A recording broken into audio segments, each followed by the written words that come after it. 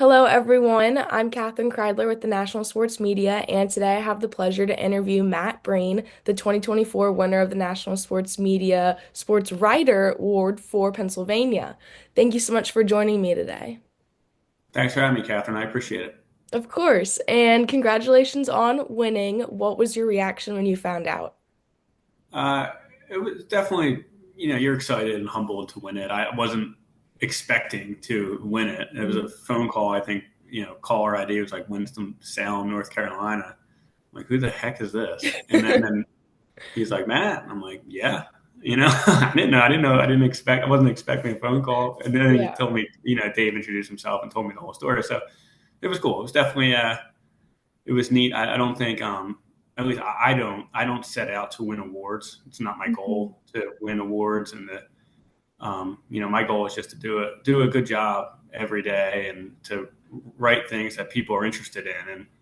And yeah, it's not like, oh, I hope I win the award for this story or something like that. But when you do win it, it's nice. It's definitely like it feels like people are you feel appreciated, and Yeah, so it was definitely an honor to win it. that's awesome. When did you first realize you were first interested in sports?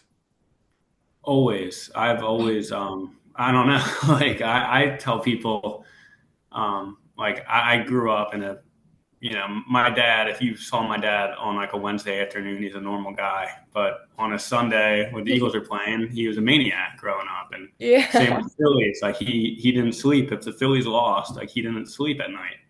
I would remember I'd go into his room like when I was a kid and like he'd be up because he'd just be stirring or as if he played on the team. Like he just is one of the, and that's how a lot of people are here. Like sports, they say like if the Eagles win on Sunday, people have a good week, and it's kind of cliche, but it's also there's truth to it that a Mhm. lot of people in Philadelphia in these big major metropolitan areas that they go to work and they work 9 to 5 jobs, and their escape is one of the pro sports teams or all four of the pro sports teams, and that dictates their life. So for me, it was always, we my daycare was Veteran Stadium and going to the Phillies with my dad. And uh, I read the daily news, box Mhm. scores every day. And just was like an obsession is probably like the best word to say. Like that's just like all I really cared about was sports.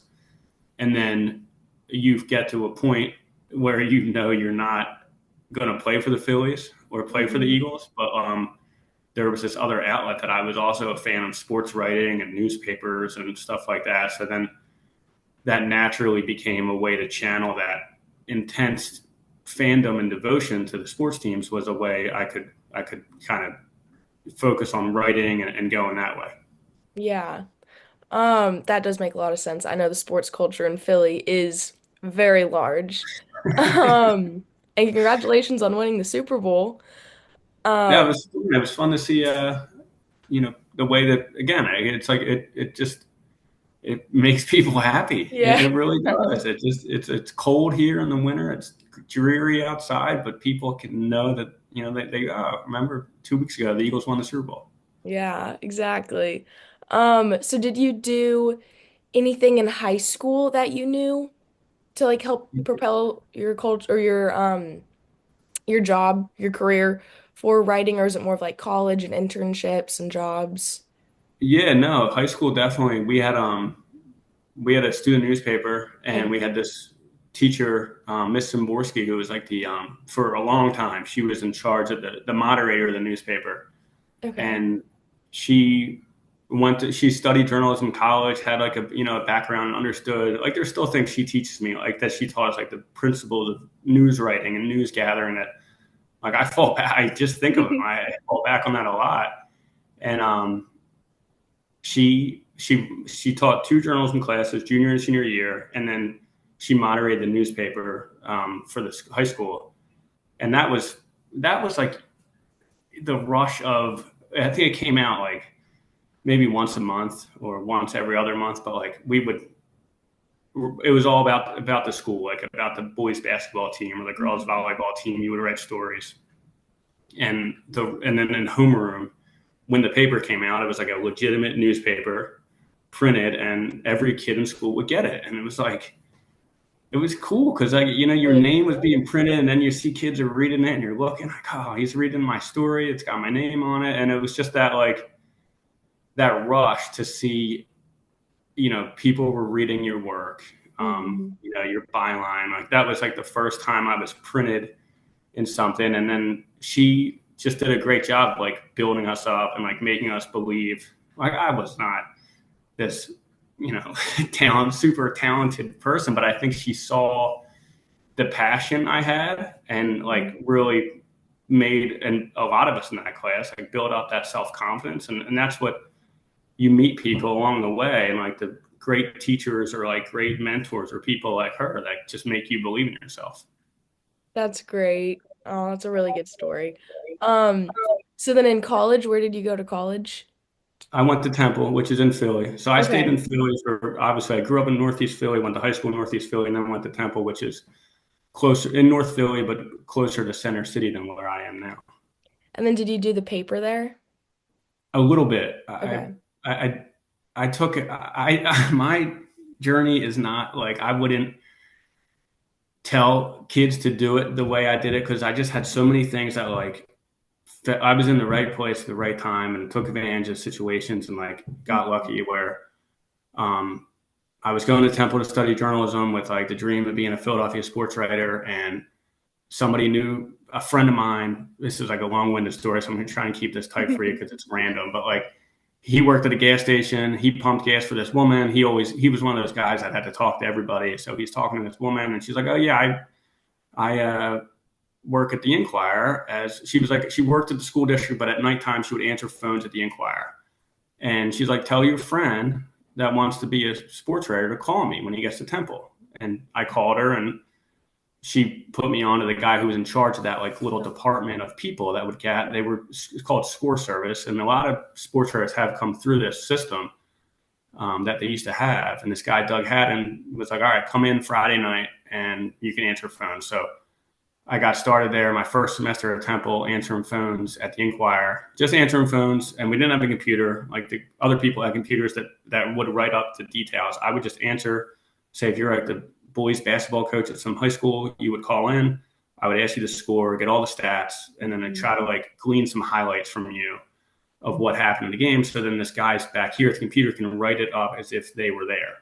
And they would do that for all the games that were played in Philly and South Jersey. And I did that, and I did that for a while, and then I got scared into maybe I shouldn't be doing journalism because the industry, as we know, is not the safest place in the world to work. So I was like, you know what, I'm gonna switch and be a teacher and study education, but my GPA was not good enough to actually transfer into the education Hmm. school. So Hmm. I could, I was taking education classes, but I was still technically a journalism major.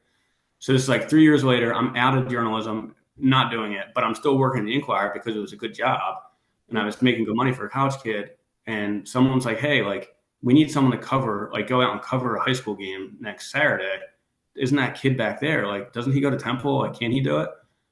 And they called me and they were like, "Can you cover this game?" And I had not written for the Temple News for one reason or whatever. I just didn't do college newspaper at that point. My last time writing was at Archbishop Bryan, my high school newspaper. And now I was, well, I mean, I can go cover a girls softball game in Delaware County. So I went out and did it. And it did a couple more that spring. And it was like, I kind of like got hooked back in. So, but I never switched my major. So then I just took the journalism classes again. It took me an extra year to finish college. My GPA went up. I did better than I was doing. Yay. And and it just one and then they were like, "Hey, you want to intern?" And then I did 3 internships in a row, and I did technically write for the Temple News. I wrote like 3 stories because I didn't want anyone to say like when I went to like for a job interview, like, "Why didn't you write for your college newspaper?" So I can say I technically did it, but I was not Yeah. like involved. Like other people were definitely more involved than I was. I just did it to check a box, and it just was again like it's if I was like to someone was like, "Hey, how do you get in this?" I would say I'd go work for your student newspaper. Like mine was just like this really weird journey that everything kind of I met the right people the right people believed in me at the Inquirer. And then when they gave me an opportunity, I was like a flip switched in my head, and I just like was all in to take advantage of it. So you're working at the Inquirer now still, right? Yes, yes. And I after graduating from Temple, so I interned like my three straight semesters, like including the summer. Then I graduated in May, and I had an internship with the Washington Post for the summer at the Washington Post.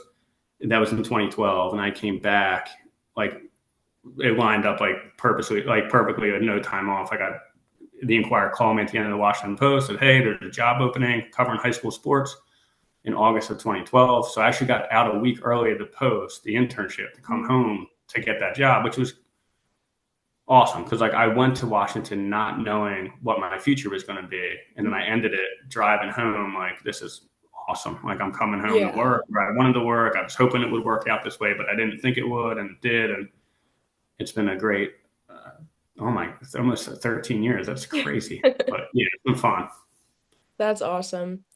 Um, do you have any favorite stories that you've covered that you want to talk about? Um, there's like a lot of like I'm not that like it's like these are like the best stories, but there I've written like stories where I just enjoy like the interviews with people, and it's like more of like a conversation with somebody, or like if I have an idea that it's just totally like crazy, and it's just like it's like random, and it's like, well, I'm interested in this, so I'm going to write about this story, and that's a great thing about my role now is like it's called like sports features. I covered the Phillies for 7 years, and I got transitioned to this new role, and it's like you can just it's just up to me, like whatever ideas I want, and like the one idea I had was that I knew that this guy, the guy that's like, if you would recognize him, I showed you, but he's in like every Adam Sandler movie, Okay. and he, but he isn't like, it's not like Rob Schneider. He's like has like minimal speaking roles in every one, but he's like in every movie. And I knew he was like Sandler's like good friend, and I knew he went to the same high school I went to, but like older than me, and never obviously didn't know who he was, and no one he had never done like interviews or like no one there was no information about the internet for him. Like we just knew him in high school as like this like hero, like this guy Yeah. from our high school that's in the Sandler movies, but we did nothing else. So Sandler did a movie here in Philly like 2 years ago, and they were brainstorming ideas, and I'm like, this is my chance. Like I gotta hunt this guy down. So I made a couple, like I called like our alumni association, and like they got on somebody, and then he emails me. He's like, hey, uh, his name is Jonathan Locker, and he was a great guy. And he's like, "Hey, they told me I have to call you."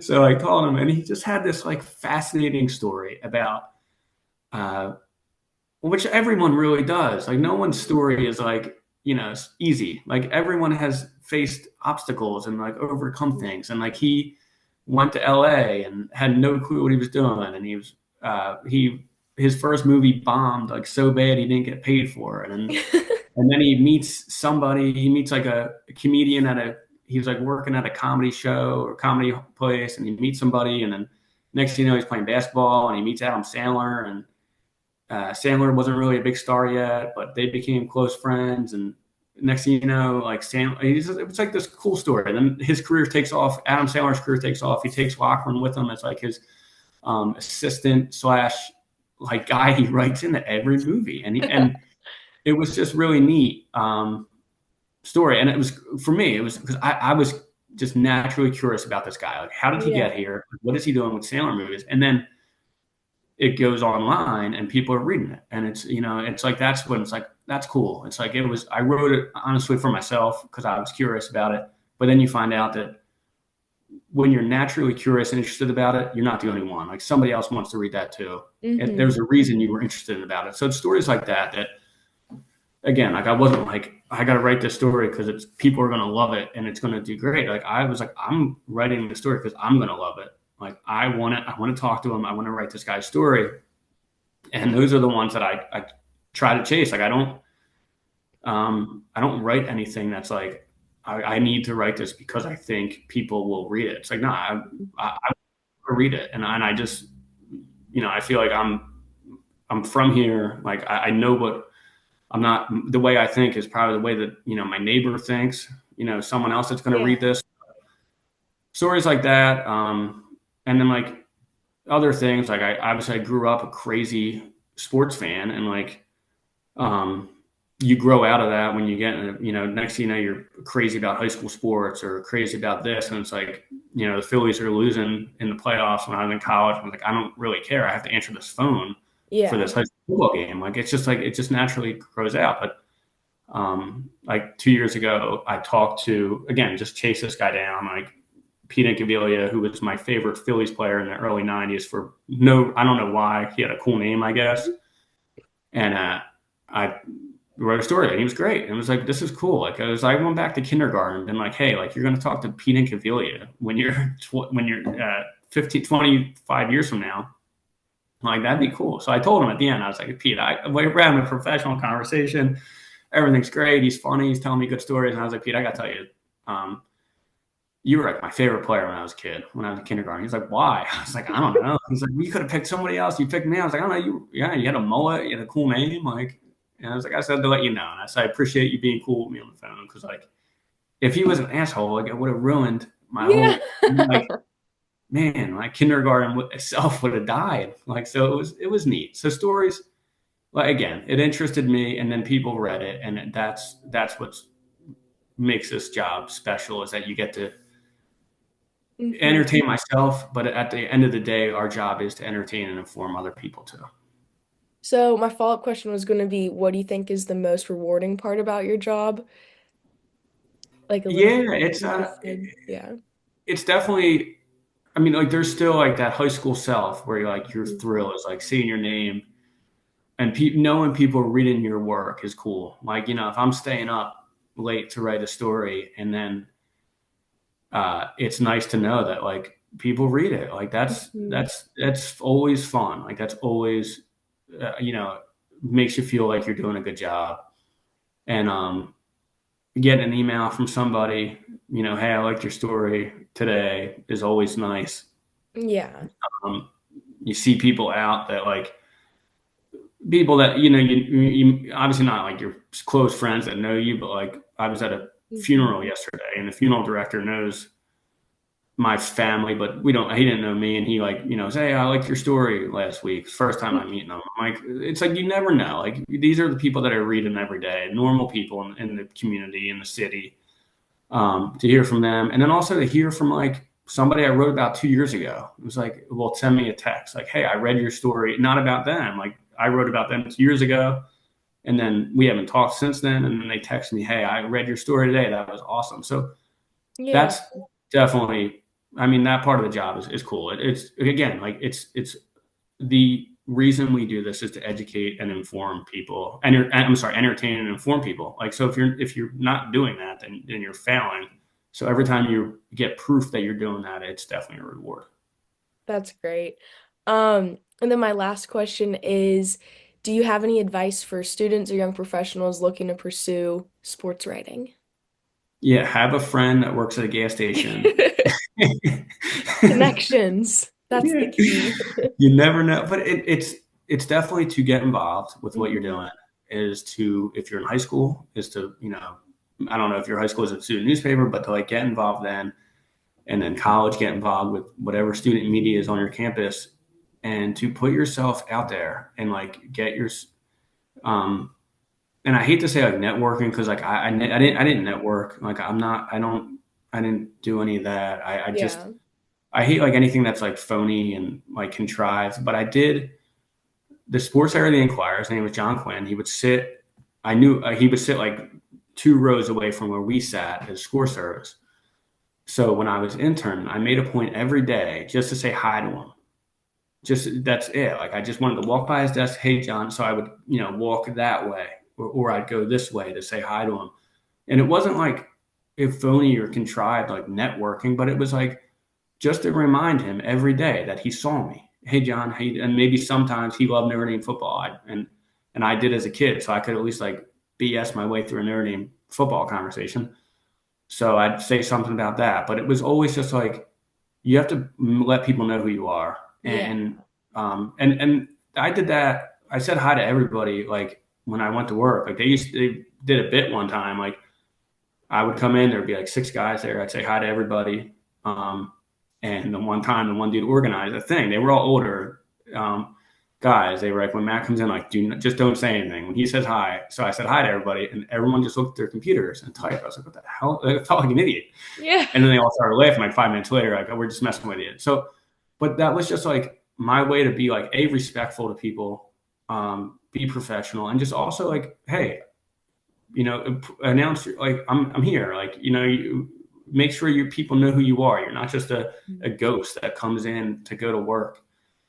And most of all is when you only get so many chances. So when you get your chances, you have to get a hit. Like you step in the box, like you have to get a hit. Like you come through. Like there's things I missed out on in college.